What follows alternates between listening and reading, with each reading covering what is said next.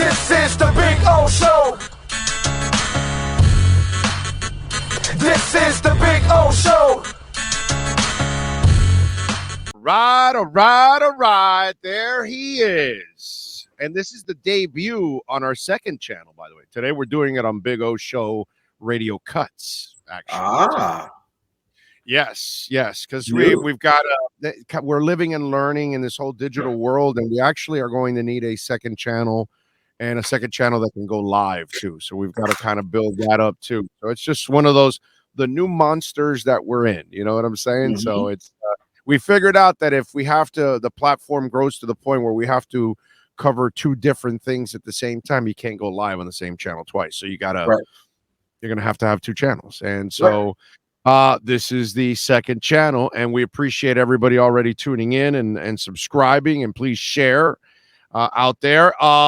Cam, good day today. I gotta say it was a pretty sharp day overall. And if anybody had doubt that Tua could throw a deep ball, well, I think they just saw that this Saturday.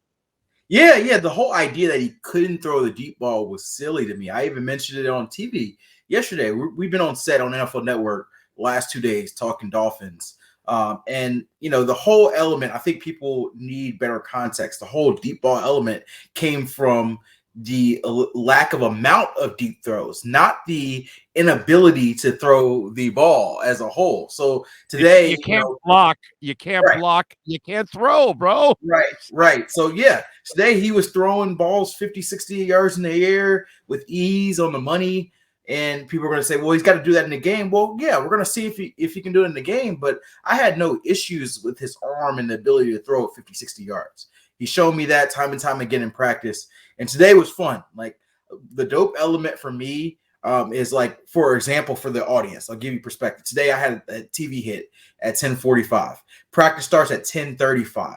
And so I know Tyreek Hill is going to do his kind of hype up the crowd thing, but I want to tell the TV audience what he's going on. And so I'm trying to run back and forth and do it and still be ready for my hit. And I'm like, I really hope that Tyreek makes it worth my while sweating over here, running back and forth. And what does he do? He does a backflip. He pumps up the crowd. It was an excellent backflip, by the way. Yes. Great form. You know, I'm not a gymnastic expert, but I give it a 10. And, you know, he goes in there. And then shortly after, they immediately go into deep throws. Deep throw one-on-one. It's like they knew exactly what the fans wanted. They wanted to hear from Tyreek, and then they wanted to see those deep balls immediately at the jump. So I don't know if the Dolphins did it intentionally for the fans, but it felt like it. And so I think it was a great day to see that for fans who may have still had questions about it. Yeah, and I don't know if it was done purposely, but I think one of the things that you see is there was a lot of running too. So their identity is pretty clear on what's going to happen with this team. And while, yeah, of course, you want deep shots and you want chunk plays, and you saw he hit Waddle on a really nice one also, you're also going to get a lot of running, because in the end, if you can't run, you can't pass either, on top of all of that, okay? You need to block, you need to run. The two areas that they failed in miserably last year, which will then make you very predictable and very easy to defend. And now you're looking at a team that is going to use a lot of misdirections. They're going to use the running game they're going to try to use the running game to their advantage. And in order for you to do that, if you do that, you're able to also create a passing game out of it too. So I think you saw all elements of it, because Chase looked good too, right? He looked explosive. Yes. And that's a good point. So, like, it's interesting because we get so caught up in, you know, we only have so much finite time to talk about certain players. So we almost always talk about Tua and Tyreek and Jalen, right? And so you forget about the run game. And so, like yesterday, for example, we did TV for 4 hours, and we didn't get to talk about the run game at all on Dolphins. Like, they were talking, obviously, other teams and different things like that. But we did maybe 15 minutes worth of Dolphin content between Willie, myself, and Scott Hansen. And we didn't mention run game at all. So I was like, today, I'm going to make it a point to talk about the run game. And, of course, this is a day where, like you said, they run the ball a bunch. Chase Edmonds is looking really good. I don't know if you guys saw what I had posted on social media, but Chase Edmonds had a really good detailed response about how he's transitioning from the inside zone to Yes. the outside zone, because he's run inside zone his whole life, and he's talking about sort of the mental elements and some real football-y conversation that I love because it educates me. And then Raheem Mostert, you got the guy like Raheem Mostert coming off injury, but he knows McDaniel's system like the back of his hand. So he's flying through those holes because he knows exactly what you're doing. But put those two together, the guy in Chase Edmonds, who I've heard several guys in that running back room call the bell cow, and Raheem Mostert, who's the speedster of the group. And you get that 1-2 punch. It kind of reminds me, and I'm not saying they're this group, but you think about 1-2 punch. I talked with Larry Zonka and Mercury Morris today. You think about the 1-2 punch, and that's what makes running games so effective. And so I think that as much as we talk about Tua, Tyreek, Jalen, it wouldn't shock me if the run game ends up being the core and the identity of this offense. And again, it's not comparing the players; it's just comparing the duo. Yeah, the idea. Don't go wild like, oh, Cam said Chase Edmonds. No. They have a long way to go before they're even in the same breath. But I'm just they're not even the same kind of players. Actually, right, nobody's right. like It's just the whole idea of you need multiple styles of backs. You don't want the same. You don't want your 2 or 3 same backs to do the same thing, to run the same way. You got a Chase Edmonds who may not be the perfect fit for your system, but he does what you want in that role. Whereas Raheem Mostert is the perfect fit, but he's not going to be able to carry the 20 to 25 carry load that you may want. So I think that mix, along with a Sony Michel, along with whoever else makes the team for the rest of the backfield, is a good mix for what should be a fun, hopefully, run game that we haven't seen in a long time. Yeah, no, I'm with you there. I'm looking forward to it. I think it's and again, look, there were no pads on today, so I don't really read too much into the run game. But I will tell you what I kind of read into is the play design, and I really like the play design that I'm seeing off of their running game, and it looks, I mean. Dude, when you hear Austin Jackson say, well, we really feel good about the offense this year because we know the snap count. I like, well. Yes, there should be comments, Yeah. You didn't know the snap count last year? You did not know last year's offense was not ideal for a lot of people in that building. So we're hearing it. We knew it, but you're hearing it from players when you hear comments like that this is a lot more cohesive.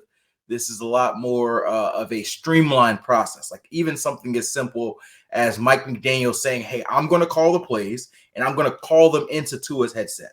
I'm just going to be the one who does it all. One voice, one person, streamlined. It was not that way last year. A lot more complex. Simple sometimes makes a big difference.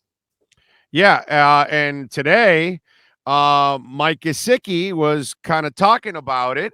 And talking about the offense from last year. Let's hear him. I don't think I took one snap from a receiver stance today. So it's definitely different. But I mean, it is what it is, and I'm excited about it. I'm looking forward to another challenge and another opportunity. It's my 5th year, my 5th different offensive coordinator. Could be like 6 if you count last year's interesting situation. And then, so you got a bunch of different guys calling plays. And, this is my 3rd head coach. So, it's been a whole bunch of stuff, and I'm just excited to just put my head down and work, learn a new system, and keep at it and continue to work. Yeah. Interesting situation that we had last year. Oh, wait a minute. Hold on. See, that's you can tell that when it's definitely different. When but I mean, when Sean isn't here, yeah, got to figure out how to stop it, right? It's not as smooth, when right, Sean is right. That was interesting. Funny. Is an interesting descriptor. that was just maybe 6 if you count the the interesting situation that we had last year. That was awesome. That was awesome. And listen, this is why from week 1 I was saying last year, coaching's the problem here, right? On offense. These offensive linemen are not that bad. I'm sorry. This is not this disaster that's going on. There's no method behind the madness. And that's the one thing that when you watch this offensive staff compared to what you saw last year, my God, dude, this is organized. This is like there's a rhyme and a reason to what's going on. Whereas last year, it was almost like they were making it up as it went along. And notice the transparency of what you're watching now, Right. and the coach and everything. Where last year it was, you knew your situation was so screwed up, you had to keep it under wraps as much as you could. Yeah. Yeah. I just think about how much time we wasted last year trying to figure out who the play caller was. Like, there was significant amount of time in the offseason that, like, it was literally like, who is it going to be? Godsey? Is it going to be Studesville? And then, oh wait, it's Charlie Fry. Who's doing? and so just something as simple as that, like, even the players didn't know until some point in the offseason. Like, right. That to me is just a silly thing to be vague with. Like for example, New England's doing the same thing now. And, maybe Bill Belichick gets away with it because he's Bill Belichick, but the whole idea of, we don't know who the OC is. We don't know who the DC is. It may be Matt Patricia who ends up calling plays. It could be, Joe Judge. It could be, Bill Belichick might call. Like that whole element, to me, there so much is made of competitive advantage. Is there, what's the advantage in that? And so I think everything streamlined makes it a lot better. I still think there's still stuff to prove. Like, Big O, we're at a different spectrum on the O-line. I still want to see it. I still have a lot of concerns. For sure. Oh, God, yes. I'm going to wait till pads come on to see if they answer some questions there. But I'm guaranteeing you that all five linemen are not failures. I'm guaranteeing you. Well, Teron Armstead's not. At least. I know Teron I'm talking about the draft picks. I'm talking about the draft picks. Gotcha. I'm talking about the 5 draft picks. Okay. So we're talking about Rob Hunt, Liam Eichenberg, Austin Jackson, Michael Dieter, who's the 5th? Solomon Kinley.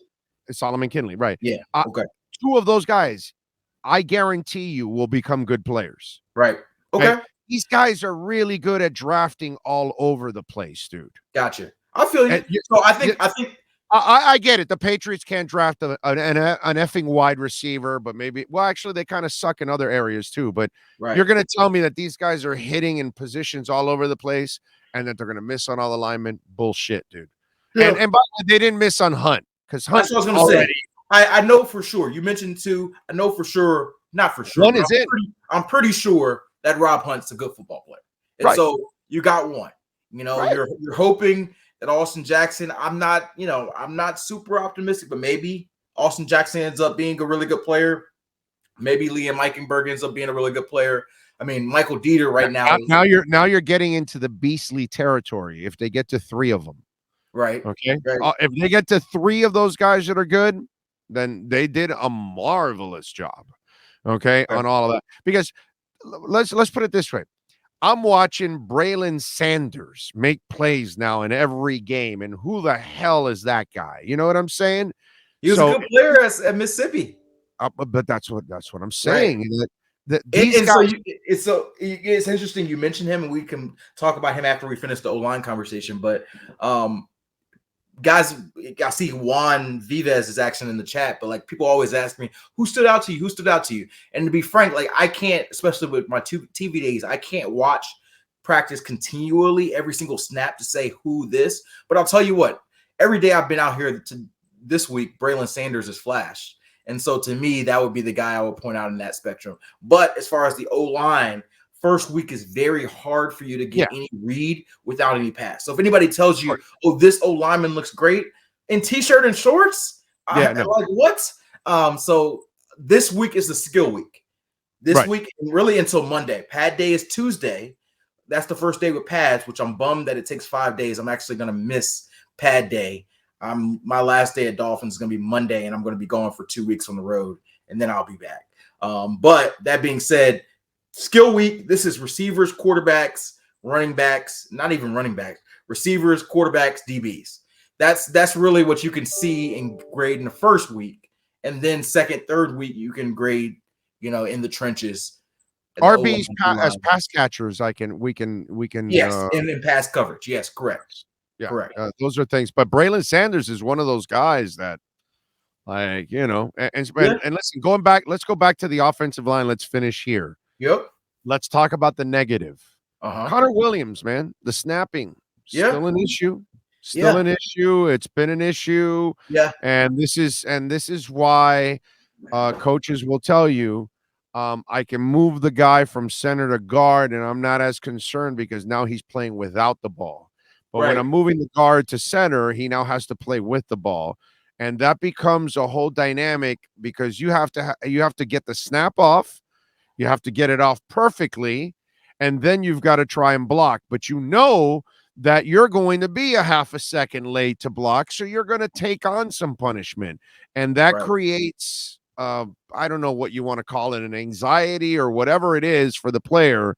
And it's one of those things that the center has to understand that first and foremost, you must get that snap right, then do your job. And plus, you also have to make the calls on the line, too. That's the Yeah. other thing.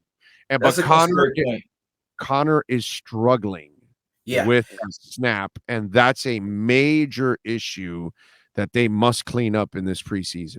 No, it's a huge issue. I remember one of our first conversations after it became clear that Connor was going to play center. I don't know if you remember, Big O. I told you that's my biggest concern. I hate the idea of paying a player who had been one position his whole career and then moving him. It just does not make sense to me. These guys are smarter than me. I promise you. Mike McDaniel, he went to Yale. He coordinated the 49ers run game. He is a smarter football mind than me. But that's the one thing he's done so far as a head coach where I'm like, huh? Really? I just don't get it. And so even hearing him, like we asked him, I think a day or two ago about it, and he kind of just said, hey, we didn't sign him to be a center. We're going to try him out here, but we know if it doesn't work, we're going to move him back to guard. And even that thought process doesn't jive with me because I'm like, you're going to waste a whole training camp playing him at a position. And if he sucks at it, then now you're going to have to figure out a new center because Michael Dieter has been hurting the boot right now. So are you convinced he's going to be ready for that spot? I don't know. You're going to have to figure out a new center at the end of camp. And then you're going to have to transition him at left guard next to Teron Armstead, who neither of those guys would have played much together. And so to me, that is a significant concern. And that's why the O-line in general, to me, is a bigger question than Tua. That's been my view from the jump, and it's been solidified through this first week of camp. Yeah, that's what's always been with me. You fix the line in the running game, Tua will do the rest. I'm not worried about Tua. I think Tua is extremely smart. He's a hard worker. He's a good athlete. Not a great athlete. He's a good athlete overall. Right. And he can make every throw you need on the field. But like any other quarterback, bro, you got to help the guy out. And last year he had no help. You fix that line in that running game, they're all right. But Connor Williams, brother, yeah, man, you've got to clean this thing up. I guess my thing is I've already seen what Tua's floor is. I've seen what he's going to be in his worst. And it's fine. It's not great. It's not, you win a championship with it, but it's fine. And so for me, if you raise everybody else up, wait a minute. You've seen him at his worst with a bad team around him. Right. And that's what I'm referring to. That's what I'm referring to. Like everything around him wasn't good. So you've seen him in maybe the worst situation that he can be in. And so you elevate his situation. To me, that elevates his floor. And so maybe he never becomes a top 5 or even a top 10 quarterback, but I'm not worried about him because I've seen his floor and he wasn't the worst part of the Dolphins last year. The O-line was worse. The running game was worse. Those were two things off the top of my head. And that's a half of the offense. The O-line and the running game is half the offense, quarterbacks, receivers. And so to me, Tua, obviously the quarterback, we're going to get a lot of attention there. But the O-line to me, you plug in Teron. I think Teron's going to lock down that left tackle. As long as he's healthy, no worries there.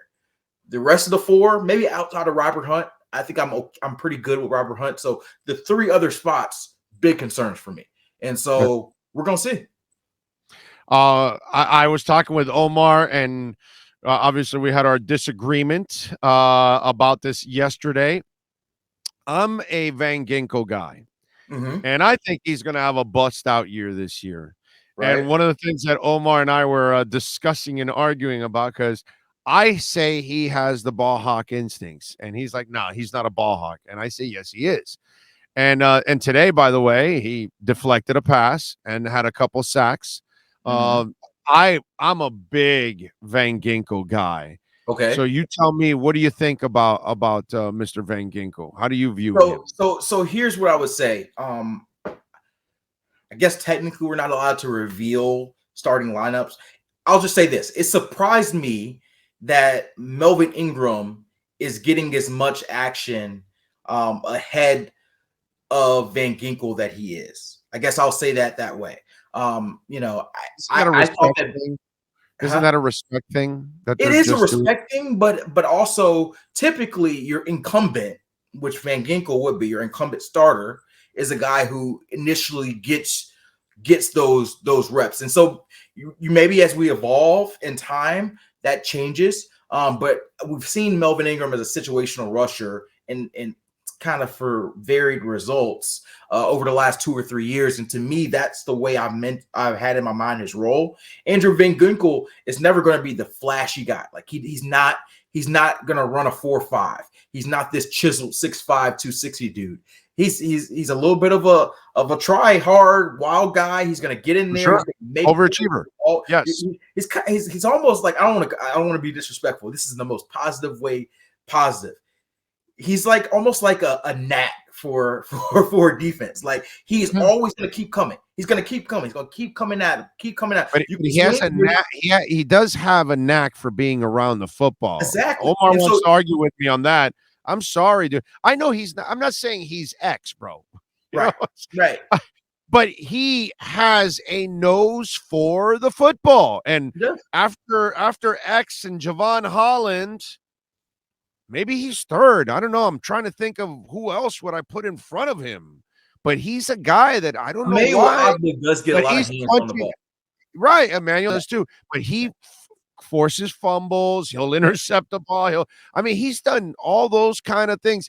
I know he didn't make as many splash plays last year as he did the first 2 years. Right. You know what I mean? But I really like that guy. I think and to be honest, you need some guys. You need some guys who are good, do your job, solid role players, high energy, high assignment football, selfless players to fill the roster. You know, everybody can't be a superstar. Everybody can't be a 10-sack guy.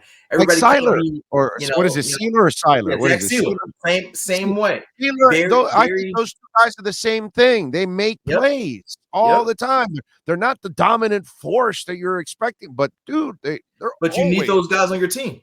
You need they're glue guys. You know, love them. So I like Van Ginkel. I may not love him as much as you do, but I like Van Ginkel as a key part of this team. So yeah, I think he's going to have a really good year this year. All right, anything else that you want to mention before we wrap it up here?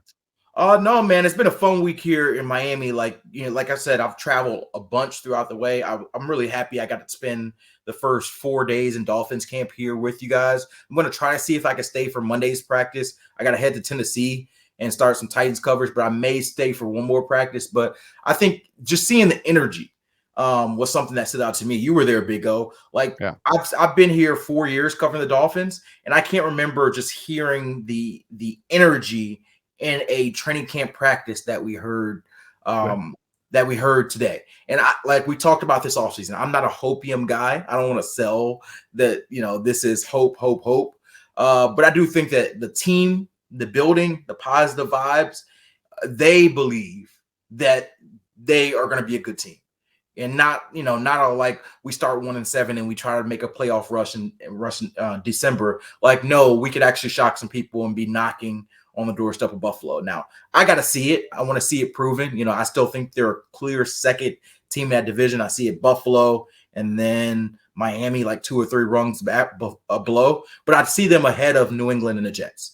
And so to them, they have to bridge this gap instead of, have this gap come closer. And so I think that's a really big positive. I'm not obsessed as much about the distance to throwing the ball. I'm just obsessed with the talent, the speed, and to me, this is a team that offensively should be more exciting, which I know is a low bar, but a lot more exciting than it has been in a long time, which will make it better for me watching games, which I care about.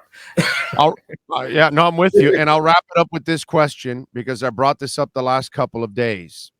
and then I'm watching what's going on, and you watch with this team. And, last year I thought it was such a huge mistake to go so young on the offensive line and not add real veterans. Right. And even Flowers, they really could have used them last year. You know what I mean? They needed some experience. When you look at all the trades, all the free agent moves, the face over that this team just got to get to where they're at now, because they basically filled a lot of the needs that they needed on this roster. If Flo was still here, does this team resemble anything that you see right now on the field with the exact players that you see on the field? I mean, that's a good question. So I think the biggest thing is I don't think the guys will be as free. There'll be no Tyreek Hill, my brother. So that I actually asked this to somebody with the Dolphins today about Tyreek Hill, and I'm like, do you think that Flores would have traded for Tyreek Hill? And the answer was no. And if he did, he would have probably had some restrictions on how how he'd go about. He wouldn't have come. He would have gone to New York. And he wouldn't have come. So I just think that Mike McDaniel, his style works for the new age player, and in a way, not saying Brian Flores can't change and become a coach that adjust. Ideally, that's what you do after you get fired. The first time you adjust, come back better. But the first time, he just was not a coach that every player in the locker room felt like they could connect with. And Tyreek, that would have been to me a very difficult meshing. So yes, I think there are players here that could only thrive in this current regime compared to the last one. Oh, there's no way he even signs Connor Williams and Teron Armstead in the same offseason. No way. There's no way. This team would have not resembled anything like what it looks like right now under Flo. It would have had a lot of young guys and, not a lot of veteran egos out there. He kind of shied away from that. He didn't want those guys that had an opinion in that locker room. So I'm always interested with that. All right. Well, I'll see you Monday, I hope. If not, safe travels, my brother. We will catch up next week here. Enjoy the rest of your weekend, my friend. Thank you. Will do. All right, O. You got it. There you go. Cameron Wolfe, baby. There you go. Our KSDT CPA, Miami Dolphins, and NFL report. It's a beautiful thing. Yes, sir.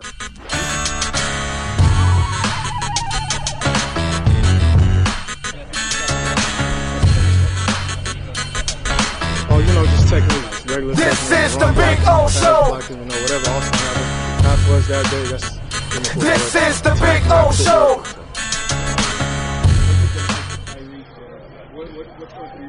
I know he was going to go crazy.